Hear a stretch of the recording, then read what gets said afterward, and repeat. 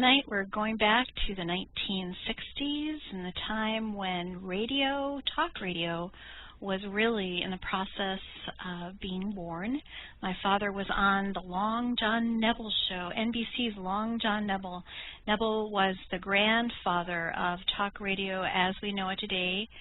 He really pioneered just radio in a new and unique way. He allowed conflict on his show, and people were not allowing conflict arguments on their shows or radio shows at that time. So Long John Nebel really was going into uncharted territory, and he invited because my grandmother had heard his show over and over. She was a regular listener, and he invited my father on because he wanted to hear what he had to say. He never had Christians on there, and my father said, "You let me on there and give me a shot at defending Christianity."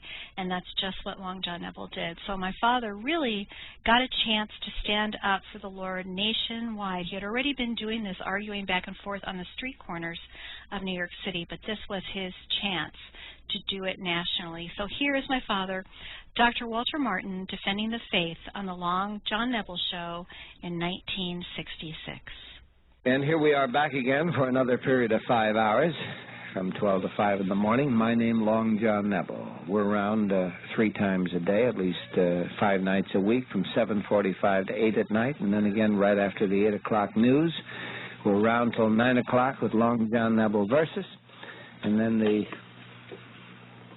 I'm getting messages from all over. Just in case you missed it, Ernest Partridge is with us. Lecture. Is that lecture or lecture? No, let's get that straight. Lecture in philosophy at Hunter College and Brooklyn College. We couldn't even make it in one, right? He had to double up. This is something new. Yeah. All right. That's all. You've got yours, and forget it, man. We have Will Owsley with us, the son of the man that wrote the Bible, rewrote it with the scissors. That's a nice description. That's a kind remark.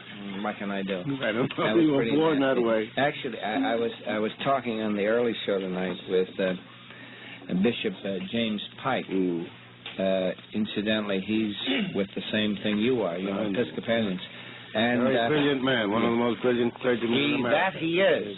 I agree with you. And I said Will Owsley is going to be on tonight. Didn't say a word. Nothing happened. We blanked out. I looked at the engineer. I said, "Are we writing gain properly and all like that?" But we blanked out. Well, he was dazed. He was. What was that? He was dazed. Dazed. I say. I'll tell him when he comes in.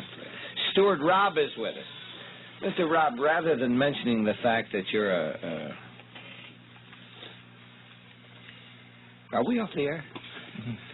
Rather than mentioning that you're an accomplished harpsichordist and you have so many other accomplishments, could we say tonight, so that we can talk with the Reverend Walter R. Martin, could we say that you are a member of the Christian Science Church, or would that be? It would be correct, but it would also be correct to say that no matter what I say tonight, I'm speaking on my own. I realize. I'm not even orthodox in some respects. I heard what you said. Because I also discuss quite freely ESP and even spiritualism, and as a rule, they're not discussed among Christian scientists. They're not even interested. And I go to the Christian Science Church. Yes. And I have been, and as a member of the group, or as an organist. Both. You play your organ, and you... Right. And you're a member of the church. Righto. Mm-hmm. All right, just so I will know. But in other words, you go to Wednesday night meetings? Not always. Not very often just now. Oh, the testimony. But I do read Science and Health and the Bible and the quite often during the testimonials, in other words, you've never had anything happen to you that would be worthy of mentioning on Wednesday night? I believe that I have, yes. You believe that you have? Yes. Have you ever mentioned it? No, I have not. Why did you keep it a secret? Well, some things that are a secret in my family, and... I don't mean about your family. I'm talking but they involve Have you had any personal experience as far as the healing? My father was a pioneer in the Christian Science movement. He incorporated the first Christian Science church under the Union Jack, yes, in London, Canada. Also, he succeeded in getting Science and Health into Canada without duty. That's been going on for many, many years now, so that has been a help, I'm sure. Mm-hmm. And I've grown up in Christian Science. Did you want to give us the testimonial tonight because you missed, we're into Wednesday already. No, I would rather not. You'd rather not? No. Thank you. But I do have some things to say in regard to this book in front of me, The Kingdom of the Cults and Christian Science. I think it'll be quite interesting. Do you want to compliment the author now and then leave, or do you want to wait? Well, no, I'll tell you what I would like, John, and this is not for myself. I would like the Reverend Walter Martin to give a full account. I think it would be very, very interesting of the of what he calls the purloining from what? Hegel. Purloining from Hegel Is he by Mrs. Deity. Hegel? Well, he has... Hegel is dead. He's what? Has that ever been He has a very to interesting my show? He has a very interesting story about how a certain little manuscript. He has a certain story about how a little manuscript of 12 pages fell into the hands of Mrs. Eddy and was used as the basis for several hundred lines, 33 pages verbatim, he says. And you would like to agree with him? Well, I'll leave that up till later. Yes, till a little later. I would like to hear the full story of that, though, and I'm sure the listening audience would, from the Reverend Walter Martin. We have the Reverend Robert Schrock with us tonight. Reverend Schrock is with the Methodist Church, located on 86th Street and East End Avenue, or West End Avenue. I saw you just moved. Yeah. What's wrong? Am I? You could have moved this in the proper direction. You know which side. I wish you'd stay on the mic all the time. Yeah, thank you. St. Paul and St. Andrew's Church. How are? What happened? I never saw so much security out there. We haven't even got a nut in the house. I haven't even introduced Reverend Walter Martin and the security department. They're down already. Look at that. They must have heard Bishop Pike tonight. Look at this. See the fellow? He's right there. They were afraid you were going to bring You know what I think, That's the John? problem. I think they're afraid of the picket line outside. You think that's what it is? All right. And I think we should mention at this time that our guest tonight is Reverend Walter R. Martin, Director of the Christian Research Institute in Wayne, New Jersey. He is a former professor of biblical studies and comparative religion. Professor Martin is the author of 8 books in these fields and is considered by many to be an authority on religious orientation, in the United States, and a book that I had the opportunity of receiving about 2 or 3 weeks ago from the publisher. Pardon me, I become emotional when I say this because it isn't written. Is titled "The Kingdom of the Cults." It's an analysis of the major cult systems in the present Christian era. Reverend Martin, when you refer to the kingdom of the cults, is the word cults used in a pejorative sense? Well, in the preface to the book, and actually in the early pages of it, I quote significant authority on this subject, Dr. Charles Braden, and I quite agree with him. He says, by the term cult, I mean nothing derogatory to any group so classified. A cult, as I define it, is any religious group which differs significantly in some one or more respects as to belief or practice. And I added to this that a cult would be a group of individuals gathered around some person's interpretation of the Scripture, which would claim to be Christian, but which would deny categorically many Christian doctrines. I was specifically using the word cult, not in the derogatory sense, but merely to set them apart for consideration, as Dr. Braden did before me. But supposing we forget about Dr. Braden, unfortunately he was not able to join us tonight. Supposing we talk just with Reverend Martin and ask you... I'm citing precedent. I see. I never even had him on the show. And I realize. But let's get back to Walter Martin. President who? Do you honestly I think we're off to a good start, Stuart. Do you honestly feel that that cult in the way you use it is not used in a derogatory manner? Yes, I think so. I tried to analyze them in a type of cultic or sect pattern, because most of them have broken off from established religions. I could just as easily have called the sect, because according to the dictionary, you thought you'd sell more with the word cult. No. As a matter of fact, the royalties from these books do not go to me. They go to a non-profit corporation from which I do not receive a salary, so I wasn't in the profit motive business. No, but in other words, regardless of whether you gain anything from this, you do hope it sells well. It has sold very well, and I hope it will continue to do so. Yes. So, in other words, the word cult, I think, is part of the title, and it's a better word than sect, don't you? Well, look at the alliteration: the kingdom of the sects versus the kingdom of the cults. I thought it sounded better. Mm-hmm. You liked it. You're happy with it? I liked it, yeah. I'm glad you're happy. I had to be happy with my own book, or I wouldn't be here. Yeah. Let me ask you this question. What happens when two people... No, let's forget about two people. Let's take a group of people. Let's take... I'm trying to think of the man who had that hospital in Africa for a while. Died. Schweitzer? Schweitzer, yes. Yeah. Let's take Schweitzer and take a half a dozen other people. Let's take Oral Roberts, Schweitzer. Let's take Bishop Pike. Let's take Reverend Martin. Let's throw in Reverend Robert Schrock. Do you think that all of these individuals could sign, if this was compulsory, an agreement that they all believe in basically the same thing? No, absolutely not. Mm-hmm. In fact, how many gods are there? Don't rush me, sir. Just well, you asked me a question. Simply. Oh, do you want to elaborate? Sure. I'm sorry, I don't mean to offend you. No, that's perfectly all right. I'll probably be offended before the evening's over. I hope so. First of all, you've lumped a lot of people into one category. And all Christians. No, I didn't throw a Jew in, right? No, I disagree. Right. Okay. You disagree? One of them are Jewish? No, I didn't say that. I disagree that they're all Christians. Now, may I give my reason? Are you the only Christian? No. How many are Christian? All right. Oral Roberts is a Christian, and I believe I am a Christian from the biblical standards.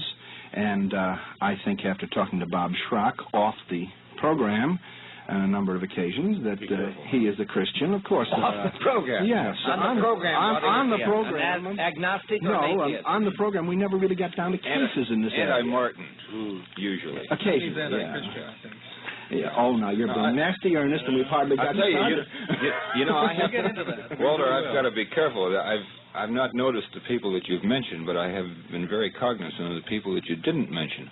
And I don't know. I think I'd rather go with Pike and Schweitzer. Did you include Pike and Schweitzer? I'm waiting to see which one gets excommunicated. Then if that's how about the other two? If that's the case, if what Bob says is the case, then I would not consider him to be a Christian either. Bob? Yeah, if that's the case. How about Pike? All right, let me go into the position. What, are you afraid of Pike? No. Because he may have an in with God? No. May louse you up? No. Now, John, you're being bitter. You've got to give me a chance to state the position. Please do. Albert Schweitzer has said that Jesus Christ was an epileptic, that he was mistaken concerning his return to earth, that he was not God in human form. In fact, we have quite a lengthy dissertation on the subject, a doctoral thesis on Schweitzer, which is a tremendous job of documentation, particularly from his writings, The Quest of the Historical Jesus and other things. Schweitzer accepted honorary membership in the Unitarian Church, which is, by its own definition, non-Christian. No, that's not true. Now, therefore, reverse that stand, Walter. Well, I'm only quoting the... Don't say Walter yet. Oh, I'm sorry. He's going to zing you in a moment. Just stick it to Reverend Martin. Reverend, they reverse their stand. You're wrong on that. Then if they reverse their stand, I would still maintain that a group which denies the doctrine of the Trinity and the deity of Jesus Christ and his atonement for our sins and his resurrection couldn't be classified as Christian. Now, relative to James Pike, I did not hear the program tonight. We taped it because I was lecturing at the time. Forget about what you heard tonight. Well, I'm read a lot about I'm going to quote it. First of all, I'm a former Episcopalian, and I am acquainted with Episcopal theology. He never mentioned that they dropped you. But go ahead. They didn't. I dropped them. No, he didn't. But he didn't the point mention is, Christian either? Oh, no, a lot of Episcopalians Christians. The point is that Bishop Pike... I was very pleased at your dictionary. Thank you very much, Will. Good thing he's not St. Peter. You know, fellas, you got to give me a chance to state a position. You can chew me later, but give me a chance. Let them dig the rut and let them sink in there, fellas, and then we'll pick up the show from then. What I really like about the approach tonight is we're so objective.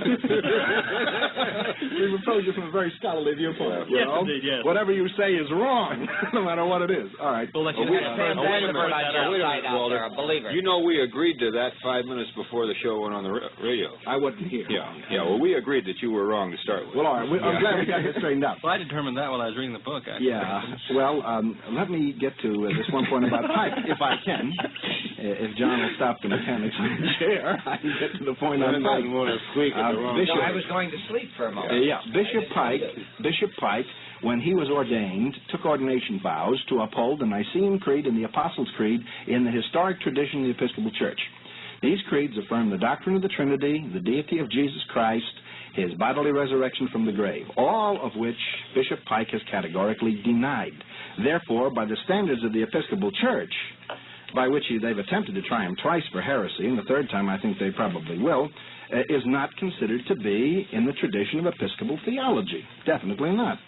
Any man who says that the virgin birth is mythological, that Jesus differs, in a sense, from other men only in quality and not in kind, any man who says that he does not believe in God as a person, but in a philosophical abstraction, an ultimate ground of being, this is not the God of the Bible. This is not the Christian God. This has been pointed out by Walter Kaufman, who's hardly in my corner. He's professor of philosophy at Princeton.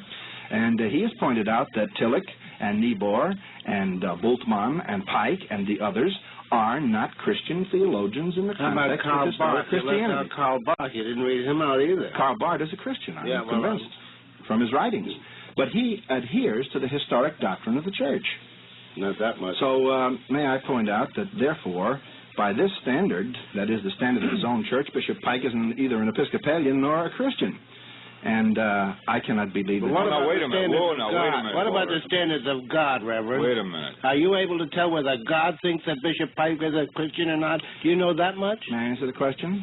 I don't purport to judge as God does, but I do know this, that Jesus Christ claimed to be God in human form, and Bishop Pike doesn't believe. Wait a minute. Where did he make this claim?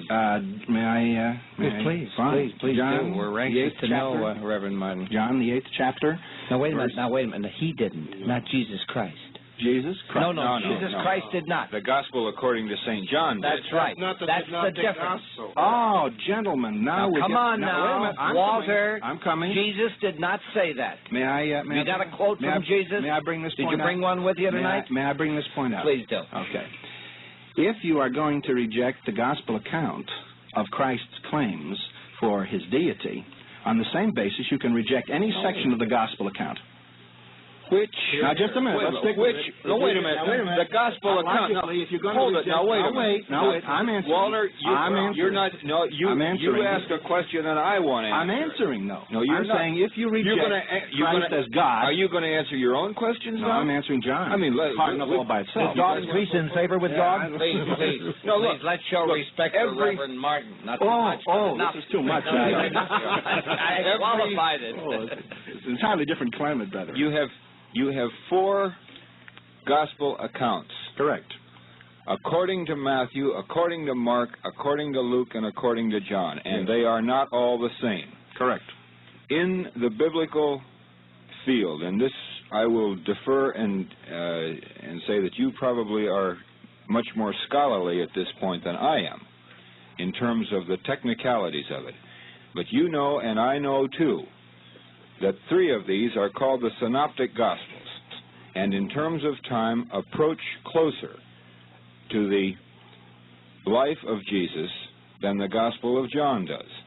They are not documentary, historic, on-the-scene records of what happened.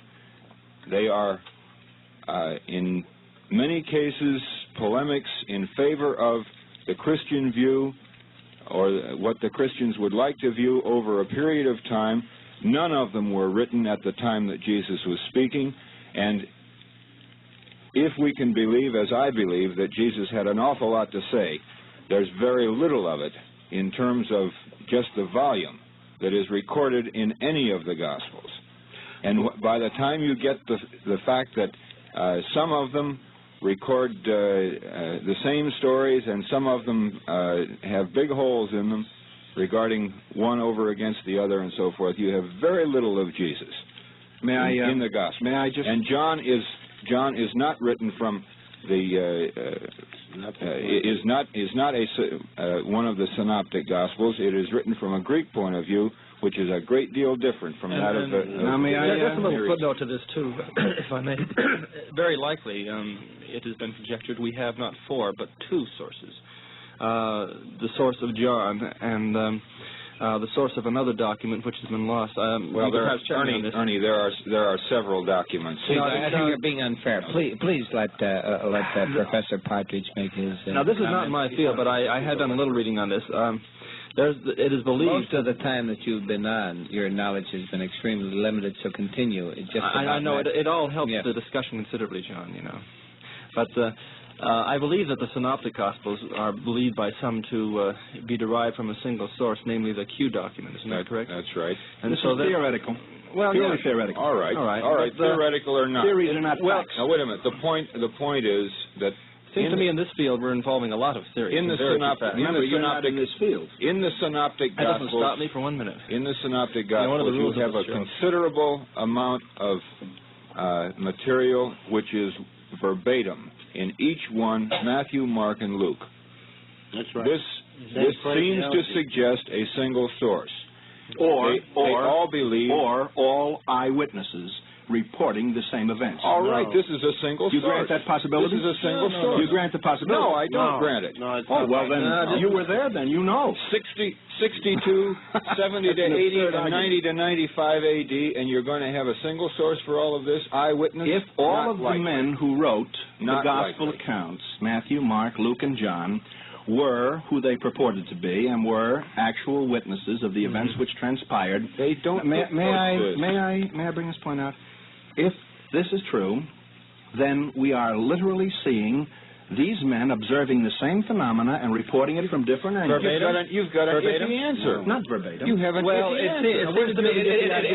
It seems to me that either they both took them down by the same shorthand system, or all their Sony recorders were in very good working order. Where did you get the idea that they were verbatim? You know, Waller, I happen to be, one thing that I do happen to be... all the accounts verbatim. Reverend...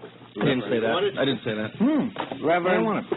If you would take any 3 people and give them the same set of events, and they are not professional reporters, which none of the synoptic Gospels or John were actually, they will not report the same words. They will not use the same phraseologies. I agree with you. And this is human, and they were human. I agree. And so I would be very surprised if the remarkable similarities of the 3 synoptic Gospels were not taken from an original source, because otherwise 3 totally different men did a job of plagiarism that today you could take into a court and collect on. I quite agree with you, Not Will. plagiarism. I don't mean plagiarism. I quite agree with you. If I wrote a manuscript that close, somebody could say, you know, you stole it from me. They were all from the same source, I grant, but there is no reason to suppose that the source was not a common observation of the same data. This is possibly very true. This is all I'm saying. I believe it was. But Boy Schrock said it. It has to be this way. I disagree with you. John's quotations are This is just one. Come on. There's just one. Here's just one single verse out of Matthew, Mark, and Luke, all together. Those who are well have no need of a physician, but those who are sick. Word for word in exactly the same language in every single source. Well, that wouldn't be unusual. You go through here, and there are hundreds of these. These are in the first 3, though. This would not be unusual. These are in the 3. They're not in John. Now, look, you made a number of statements before, John. I'd like to answer these statements. Which John are you speaking of? The fellow who wrote in the Bible or me? You, because you're here and he's in heaven. But I want to deal with... I want to deal with what Schrock said a minute ago. It's a very important point. Schrock, Bob, I'll be... That's all right. Either way. Bob commits the error of most reconstructionists of the Bible in that he picks and chooses what portions he wants to accept, and then says, accept the other. Now, may I demonstrate this? May I demonstrate what I mean? May I demonstrate what I mean? You want me to read the whole Bible to you May I tonight? demonstrate what I mean? Yeah, go ahead. I may end up doing it. You said Jesus did not claim to be Pardon God. a moment. They're filling the studio with water. Don't walk on it for the moment. Go ahead. Jesus did not claim to be God, you stated. That's right. Yet I could give you evidence in Matthew, Mark, Luke, and John, and in the epistles, that he indeed did make this claim, and the claim was made to him by his apostles and the eyewitnesses. Now, let me finish. That I will agree with, not the first. Okay, now, by the eyewitnesses of those who were there. Now, the point that I'm trying to bring out is this. By what, I want you to answer this categorically. By what authority do you accept, for instance, the accounts of Matthew, Mark, Luke, and John in specific areas, which you do, That's right. yet reject them when Jesus claims to be God? By what authority? Where does he claim to Who be gave God? you the right Wait to a minute. choose Where does he what you claim, would believe in? Where does he claim to be God? Quotation. I will. I'll be glad to, but I just want you to answer where he gets authority. I He want you to increased in tell favor me. with God, it says. I want now, you God to does not tell me increase in favor where with he himself. claims to be God. He In my refers Father's house are he many refers mansions. to himself, according to the Gospels, as the Son of Man. Right. And the Son of God. No, sir. And he also says all people are his brothers. He turned to them just a moment. He turned to them and said, you say that I, the one that the Father has sanctified and sent into the world, blasphemes because I said I am the Son of God? Now, wait a minute. Now, wait a minute. I gave you a direct quote. He did. Do you where? accept it? Where is the Get your direct Bible quote? out. I got it right here. Okay, where? turn to it. John 10. Aren't we all the son of? Aren't we all the son of Now, God? what's the matter with John? You were quoting That's not him a yet minute appear ago. what we shall be. Reverend, aren't we all the sons of God? Now Well, are we the can I sons of finish God? with this one point? Yeah, this is another Can I finish with this one point? Please, take it easy. What's happening is this, that Bob is saying he's going to accept the gospel accounts where he wants to accept them, but where Jesus claims to be deity, he's not And going what to are accept you it. gonna No, he's asking where are I'm those accepting passages? the whole thing. Oh, boy. We'll see about that. We'll see I about accept that. the whole thing because it's the Word of God. Okay. Right, now, but I'll if it isn't, ask you one. if it isn't Wait a minute. exactly straight down the line as we would expect you to accept it in the Scriptures, then it's metaphor. Or maybe we should consider the context. Or maybe just apply to this particular case. We know Mr. this Partridge, game, can I ask you a Reverend question? Martin. Can I ask you a question? You may This is refer no to me, game, and I Professor. resent the implication that we're playing games. When you teach philosophy and come across a section in Kant or Schopenhauer where they use metaphorical uses to illustrate a philosophical truth, Yes. do you take it literally? No. Why? Because... It won't fit the context, right? Yes. When I come to the Bible and it's a clear metaphor linguistically, why should I be forced to take Because it literally? because it doesn't fit your presupposition. Just a minute. Because it doesn't fit your What you want to presupposition. do is this. You want to play the game of, in philosophy I can do it, but in theology It's a you different can't. game. It's a And I different you, game. it's a game, all right. As I You're playing hope to demonstrate later on. it. Well, you can demonstrate anything you want. Are we about to have the Gospel of John now? No, the Gospel of John is this, that Jesus Christ is God manifest in the flesh, and that's the record of the whole New No, Testament. this is the That's Gospel right. of John Nebel we're But about not to God. Right now, John would like to talk about From the consumer sublime to the reports. ridiculous. That's right. It's just one of these things, And now, back with our guests of the morning. We are talking this morning with the Reverend Walter Martin, Reverend Robert Schrock. Man, what reverends we've got on tonight. Stuart Robb, Will Osler, and Ernest Partridge. And I think we've been grossly unfair to Stuart Robb. Stuart? Well, I'm waiting, of course, for something that will come from Reverend Walter Martin a little later. That is, That you would disagree with. but So far you've agreed with everything. I agree with some of the things. That Jesus was God manifest, yes. If you see a steam engine, you do not you see power there. Otherwise, you cannot see the power. The steam engine manifests the power. When we see Jesus Christ, we see God manifest. But he is not God in total. In him dwelleth the fullness of the Godhead bodily, but it dwells there. Jesus was a man. He was born. He had a certain period in history in which he was born, and he lived. If you're talking in terms of him being God, was he God at the age of 1, You 2, think he 3, or was an 33? illegitimate child? No. Jesus, he wasn't. No, he was not. Not he was the Bishop son of a Pike, virgin. you've got it confused.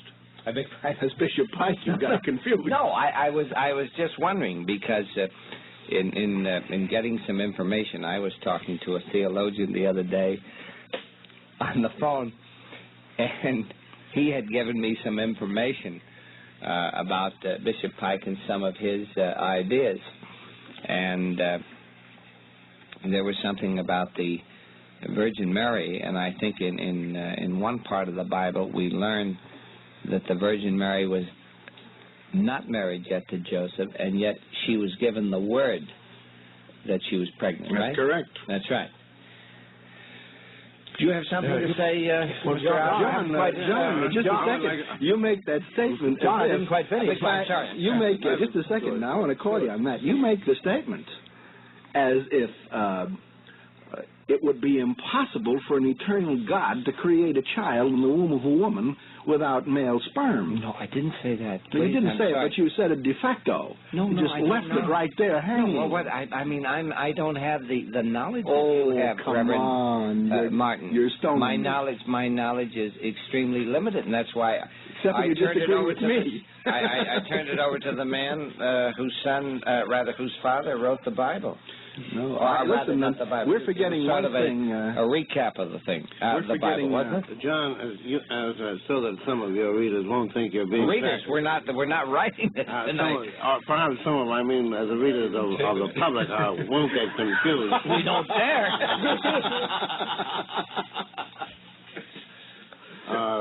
Let me point out that this doesn't have anything to do with my father's beliefs, since he was a Roman Catholic and would have disagreed with all of us. Not originally. Not originally. Originally, you keep trying to say your father was first. I get some very bad mail about atheist, you on that. They say, and why then he was agnostic, and then eventually, because of grace, he became a Catholic. He was first a Baptist. I read a book, Family Story. Yeah, well, then you must have read that he was first a Baptist. Well, we don't count And that. he grew up there in the blood of the Lamb. They used to sing this hymn. I've been washed in the blood of the Lamb. Was a hymn he used to sing while he was shaving. All right. Well, go ahead. What did you want to say about Jesus? No, I was going to the question of the virgin birth. It seems to me that this is one of the points where many modern thinkers in religion, many very good Christians, Reverend, because Christians are what you do. By their fruits ye shall know them. And their doctrines. No, God didn't say that. Jesus didn't say that. Mm-hmm. He just said, by their fruits ye shall know them, period. Said other things. Anyway, many Christians today are scanning all of the biblical stories with considerable alarm. We know, for example, that the story of the virgin birth is found in many other religions, in many other legends. It's a deeply rooted story in the times. We also know that the word virgin can be translated in many different ways, and that there are frequently misinterpretations of the use of this word. So that it's quite plain, though, in the New Testament. I understand. Yes, you are. I would like to say this: that to my mind, nothing that God ever created was so miraculous, Young woman, nor so wonderful, nor so sacred, nor so full of divinity as the birth of a child, the normal birth of a child. And why a divine force, having created such a magnificent thing, would then see fit to term it, quote, sin, unquote, has always been one of the most destructive concepts I have ever encountered, and which I've tried to deal with throughout my religious life. And I have finally reached a conclusion, sir, that I am perfectly capable of saying that Jesus was born without sin because God intended it. But the term that I use, without sin, is that he was, in essence, what we all should be. Not in essence different, but in essence a perfection. And if that is wrong, then I'll have to be wrong, because I think it's a lot more beautiful than playing the miracle game, which I think is a game in which, personally, I have not much interest in. Well, when you talk about the virgin birth taking place in other religions, I think you're going to have to take into consideration a classic volume which the New York Times called a masterpiece, and they're hardly prejudiced in favor of fundamentalism, written by Dr. J.G. Machen of Princeton Theological Seminary, in which he dealt with every single theory of the virgin birth found in all religions, and systematically refuted each one by pointing out that there was no semblance of congruity between this and the biblical concept of the virgin birth. And H.L. Mencken... What constitutes May I finish? H.L. Mencken, who was quite a wit on this subject and had a rapier-like mind, when he reviewed the book in the American Mercury, said that in the religious debates of the 20s and 30s, the liberals have yet to answer Dr. Machen. Now, his book, The Virgin Birth of Christ, has been through... Well, can I finish? But this has nothing to do with anything that I said. It does. Yes. It has a great deal to do with it, because you began by stating stories of the virgin birth are. I have just refuted this by showing you that they're not. Therefore, you can't call it this. I'm completely... Wait a second. Let me just answer this one point. Well, all right. You have not refuted this.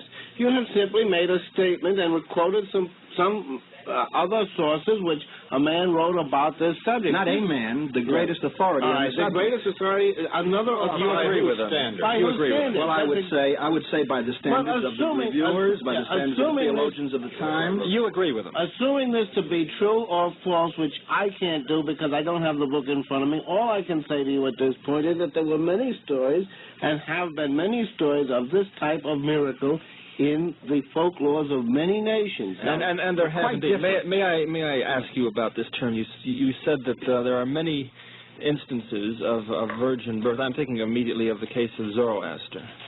And you say none of them are congruent with the story of the alleged virgin birth of Jesus Christ. Of course not, because the Zoroastrian idea comes from Persia. It does not come from Palestine.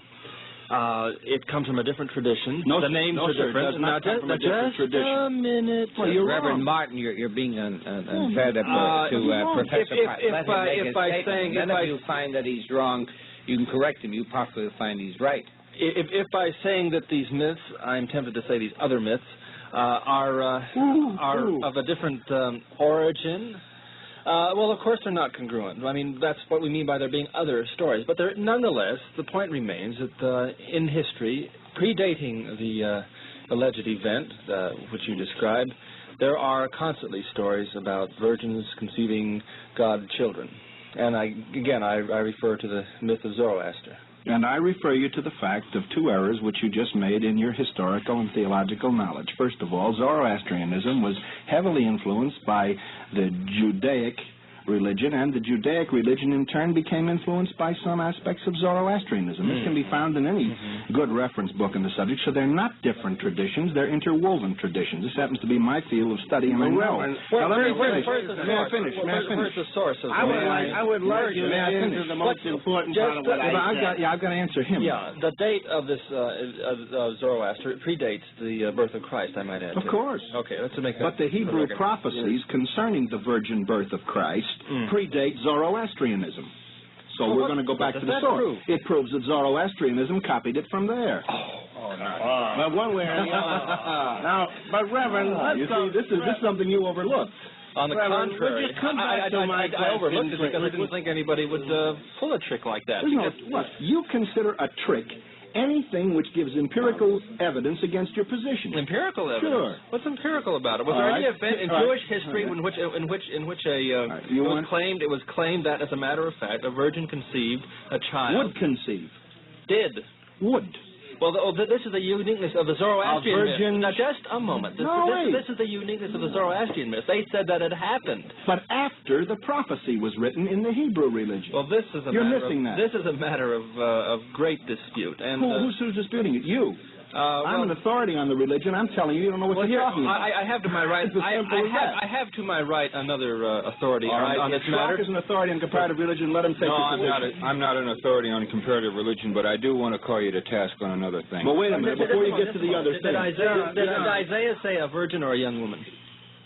In the best context, a young woman shall conceive and bear a son. In the Hebrew, right? In the Hebrew. And the Septuagint translation, which is Greek. Just a minute. The Septuagint translation predates our best Hebrew manuscripts, and the Septuagint says, just a minute now, parthenos, the absolute word for virgin.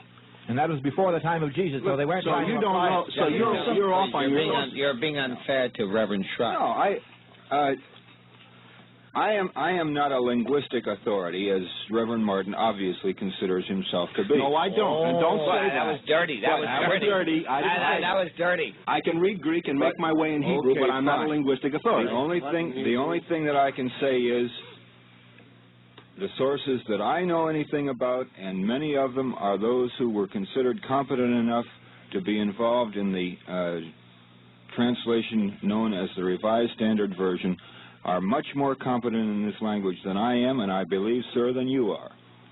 They just made one mistake. I'm sure they did. They didn't agree with you. No, that is not it. Yeah, if you listen, there's a mistake. You know what the mistake is? What is the mistake? The earliest manuscript in the Greek, which was made by Jewish scholars, antedates the Hebrew which they were quoting. Therefore, the Greek manuscript can be accepted as a bona fide reading, and it says it can be. Not necessarily. It can be. It wasn't. But the Hebrew happens to be the language in which it was written, by the way. The translated that thing, take your position. They're going to translate it your way. So you don't happen to like it, so you say they're nuts. No. I say they're liberals. Oh, come on. This is what is known as the ad hoc device, about which we I want to answer a question that he put to me. Gentlemen, please. Deal with a fact. Gentlemen, please. Would you please? I can't help it. It's your chair, John.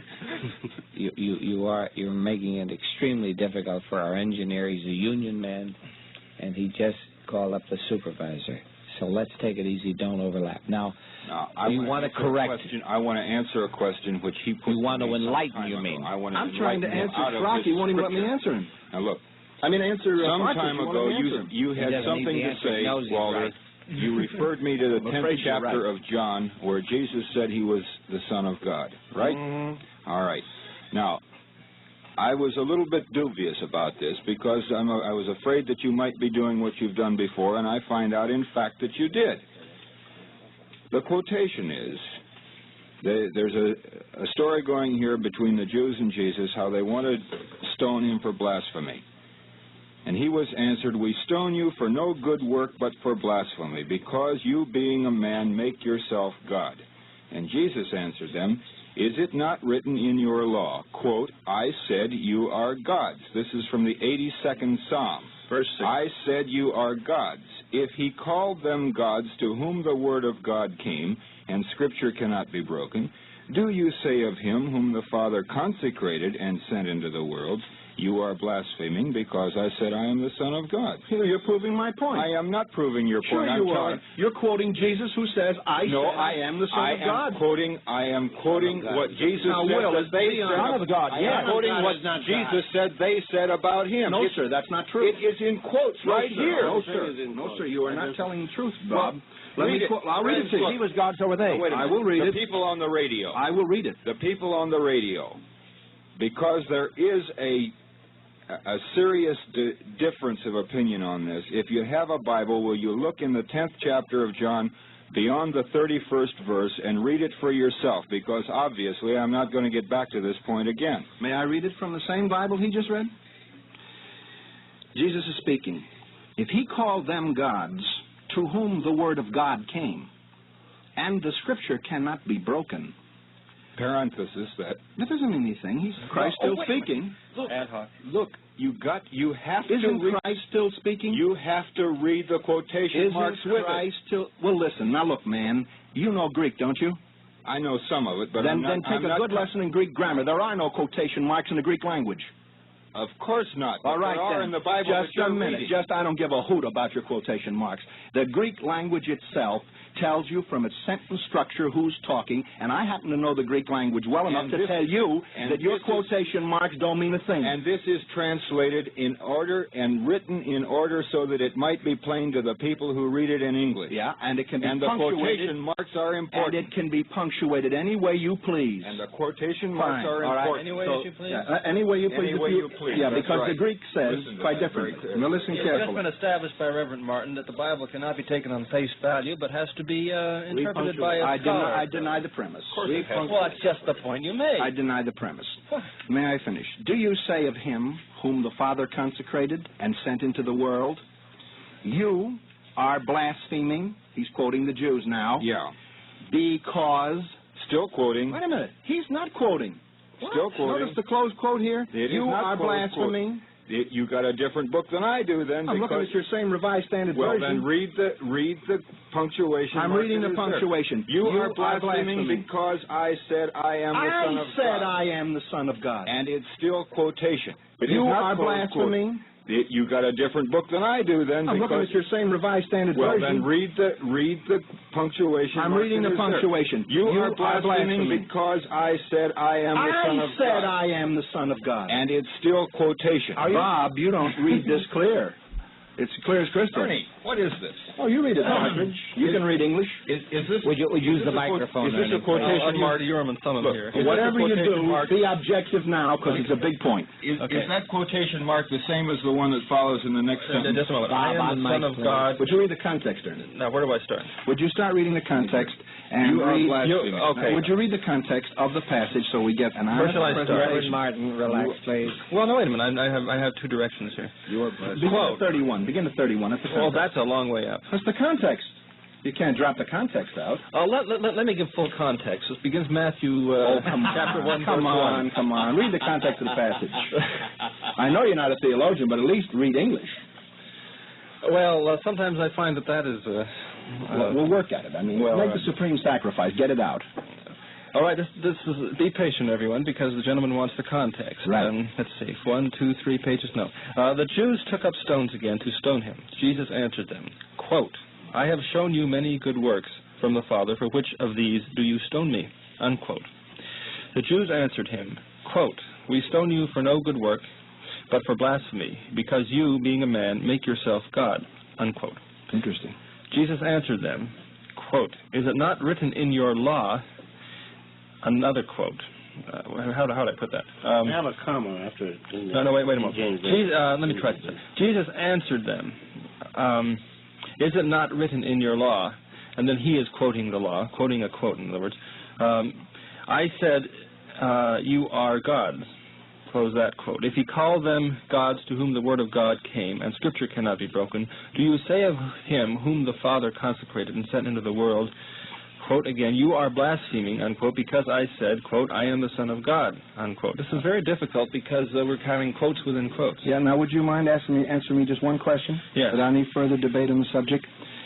The statement which says, do you say of him, this is Jesus speaking, whom the Father consecrated and sent into the world, you are blaspheming. That quotation, you are blaspheming, came from the Jews.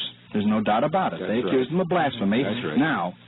Now the reason they accused him, because, that's not the Jews talking, I said, quote, I am the Son of God. Yes. Bob, what could be clearer? He claimed it. Now be honest and own up to it. He didn't say he was God. Son of God. I just said the Son of God. Yeah, but I don't see it that way. Please. I don't say it that way. Will, please. Be honest and admit it says that Jesus said, I said, not the Jews. Now, wait a moment. But this is in the context that all men are sons of God. Look, stop interpreting. Read. 82nd Psalm. Stop I just did. Read. He related, Walter, he related this to the 82nd Psalm, in which it is stated, you are sons of God. Just a moment. There is not one biblical commentator, liberal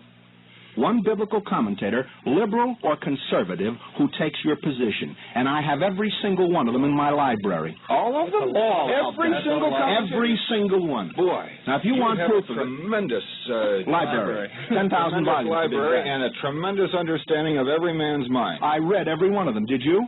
No, I didn't. Well, I'm ahead of you then. I read 26 of them and you didn't read any. Not necessarily. That's all there are. I didn't read any. Well, then what one did you read that agrees with you? Give me one. Clarence Craig, for one, whom you don't like. Clarence Craig wrote that Jesus didn't say this? I don't believe you. I'm sorry. I happen to have a library far more extensive than this. But in context, in the context of what is here. Don't give me context. I taught hermeneutics for 5 years. I don't care what you taught. I know you don't. That's the whole point. You won't listen to anybody that knows anything. And you just go spouting off about stuff you don't know anything about. You don't care either, Walter. All you want to do is prove a point. I'm proving the point that Jesus Christ claimed to be the Son of God, and you're looking right at the text and saying it doesn't say that. No, you don't. No, he's right. Claimed. but to no be evidence. the Son of God. That's right, but no evidence Well, to John, support at least you as an agnostic or an atheist can Walter, see John, from the language that Jesus made plain. Wait just a moment, Bob. I'll turn right now and take my neck. Bob. One question. I'll take my neck. Bob, wait a moment. One question, and I'll take my neck out. One question. Will. No, don't. You're a Will newspaper involved. man. Don't forget Will. You're a newspaper man. He's the Does son it or of the man does that it not? I don't care what it rewrote is. Does it or does it Bible. not say that Jesus said it? The statement that you are saying he said, but the statement that you said he said earlier is not the same thing. I'm not arguing that. He said he was God. Wait a minute. He says, Wait I a am moment. the Son of God. They are not the same Wait thing. a moment. May I bring this point out? I'm only asking you to decide one issue. The one issue is, did Jesus or did he not say, I am the Son of God? Yes. Thank you, Mr. Schrock. There is an impartial observation. That's all I'm trying to prove. Gentlemen, let's interrupt for a moment to take care of some business. Now back with our guests of the morning, and we are talking this morning with Ernest Partridge, a lecturer in philosophy at Hunter College and Brooklyn College. And we have the Reverend Walter Martin, author of the book The Kingdom of the Cults, and the Reverend Robert Schrock, Methodist minister, Stuart Robb, and I have a name. I can't think of Will Osler. All right, well, you've been nice. I have 2 points I'd like to make, Reverend, and one is I would like to read the next 2 verses. This is the King James Version where you were reading the revised, but the last 2 verses that follow. What chapter is this, Will? This is the same one we were on, John 10. John 10? All right. Verses 37. This is what it says immediately after he said, because I said, I am the Son of God, which is not the same thing as saying he is God. I'll prove that in a few minutes. Oh, I'm sure you will. But It's in your book, and it's been proved. what I would like to read you is the simple logic of the next couple of verses, because he says, if I do not the works of my Father, believe me not. But if I do, though ye believe not me, believe the works. That then ye may know and believe that the Father is in me, and I in him. Now, in my belief, the Father is in all of us, and we in him. Right, but the difference is that Jesus knew it. That's why he was able to heal the sick. And Jesus knew it to an extent far beyond us. But I would like to go back, Reverend, because one of the things that bothers me about you, and where you and I differ, is that you have placed all your great spiritual force and belief in the words, in the commas and the quotations. And I quite agree with you that you know them well.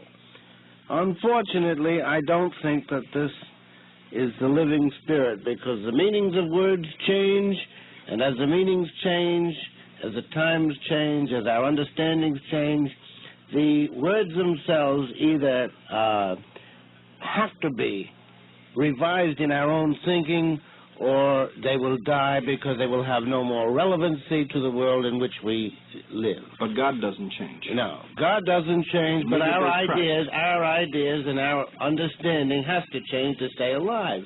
Now, Reverend, I made a very simple statement about the virgin birth, which had to do with the question of the normal birth of children, which I decided was not sinful. I think the whole doctrine of this kind of thing being sinful is silly. Oh, I agree with And you. if I had to accept that as being the doctrine of Christ, I wouldn't accept the doctrine. I agree with you. So this is the point that I was trying to make and that I think is most significant. Bishop Pike, we began this by your saying that Bishop Pike was not a Christian. By his own theology. I wish to say that the theology has nothing whatsoever to do with it. Jesus was not a theologian. He was a great human being who loved. And he said the Sabbath was made for man, not the other way around. But he said he was the Son of God. That makes him different than us. It makes him different in the fact that I think he was the closest human being to perfection that I personally have read of or know. But that's not the church's position. I don't care about the church's your position. That is I'm just talking about what I understand. think is the Christian position. Now, the Christian position has many beliefs. Your church is as much a cult as a Christian Scientist or any other, if we're going to call them cults. If you're going to call them cults, I just don't think it's right to call them cults. You believe one thing, Reverend. Do you believe the same thing as the Christian Scientist? Do I? Yes. No. And how do you know which one is right? Because Do you believe the same thing as the Roman You asked Catholic? me a question. Yeah, well, you Can I said answer no. it? You said no. No, you didn't have me a chance to answer it. Well, no, but let's go to another one. Do you believe the same thing as Answer the question. Rhetorical. Do you believe the same thing as the Roman Catholics? In some areas, yes. No, I said no. In all areas? No. Well, so now, are they wrong? Now look, Will, How are we going to know which one is right or which one is wrong? by one important factor. If we go back in the history of the church to the basic theological structure of Christianity, there is an irreducible minimum of theology to which the Roman Church, the Orthodox Protestant Church, the Eastern Orthodox Church, and all the rest have subscribed. This is known in theological circles and historical theology as the Christian doctrines or church dogmatics throughout the ages. This is the biblical position which the church has always maintained. Now, if you let me finish this one point, I am not enunciating, as Mr. Partridge seems to keep needling me, Walter Martin's interpretation of church history.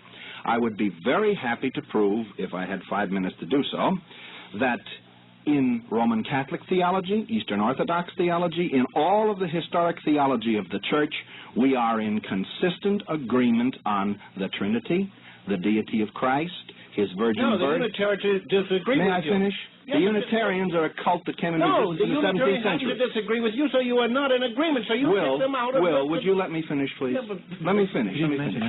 Historical theology does not include Unitarianism, and Unitarianism was rejected by the Christian church through the ages as heretical. Now, there is a body of doctrine which is accepted as Christian theology. The Trinity, the deity of Christ, his virgin birth, his death for our sins, his bodily resurrection, his second coming.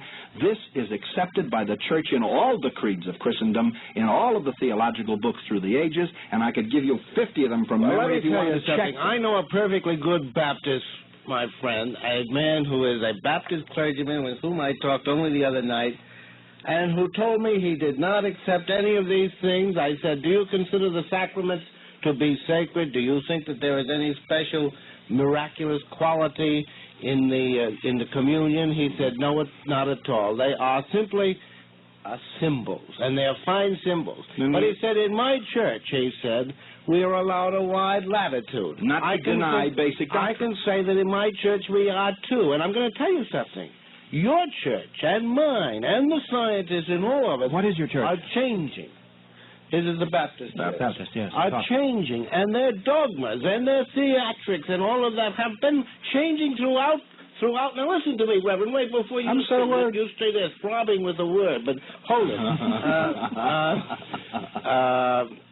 Your church and all churches are changing and have changed throughout history, as science has forced them to, as psychology has forced them to, and they will continue to, because they must be relevant to the emerging knowledge which mankind gains about himself. Not that God has to change, that man has to change, and that you have to change, and that your religion has to change. And Bishop Pike is only perhaps a little bit ahead of where all the Christian position will be in another 5, 10, 15 years. Do you know, as a matter of historical fact, the doctrines which Bishop Pike has enunciated publicly have been condemned consistently for almost 1,800 years? Just a minute. The church by also the Christian church. Galileo, Just a moment. Do you realize that the Christian church, the Roman Catholic Church, the historic communions have condemned the positions which he held 1,000 years ago. This isn't new. They put people to the torch for believing this. Just a minute. This is the same old heresy dressed up in modern clothes and said to be a space-age theology.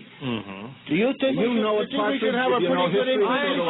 I'm inclined to agree that many of these ideas are old, but there's an old saying that nothing so powerful as an idea whose time has come, and I'm sure that the people who thought that the earth was round before the time had come felt an uncommon amount of heat before finally the doctrine was set aside. How about the people who put lightning rods on? That was condemned by a lot of the churches. Well, the Bible itself, depriving God of his mode of punishment. The Bible itself is, Reverend, the Bible itself is pretty old, and in that same Bible it says that Jesus grew in favor with God, and you, Reverend, say that God doesn't change. Right. But Jesus changed. No.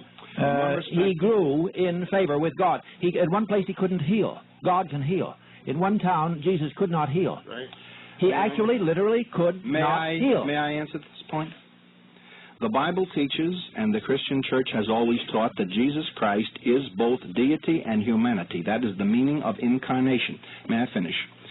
Incarnation is the union of the divine nature of God and the perfect human nature of man. Right. Now, that's perfect. Look, you don't let me finish. Your terminology is wrong, that's all. Now, look, don't tell me terminology, because yes, it's wrong. It's not wrong, because that's it's thoroughly... That you just expressed was 100% right, but you don't know how to express it. It's thoroughly biblical, and it's fascinating that you can tell me how to express biblical theology when you're a cultist and don't believe it.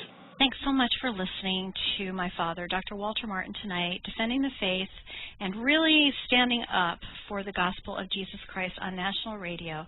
It was an amazing time for him, and I remember as a little girl watching him study in the kitchen. He would have his books and his yellow legal pad out on our kitchen table, and he would be studying before he went on the Long John Neville show late at night. And I just, that picture will always be imprinted in my mind of my father studying to show himself approved. Well, if you'd like to hear, this is a very long debate, and if you would like to hear the rest of this panel discussion, you can visit us at waltermartin.com, and we do have the audios available in our tape catalog or audio catalog. Well, thanks so much for your care, and God bless.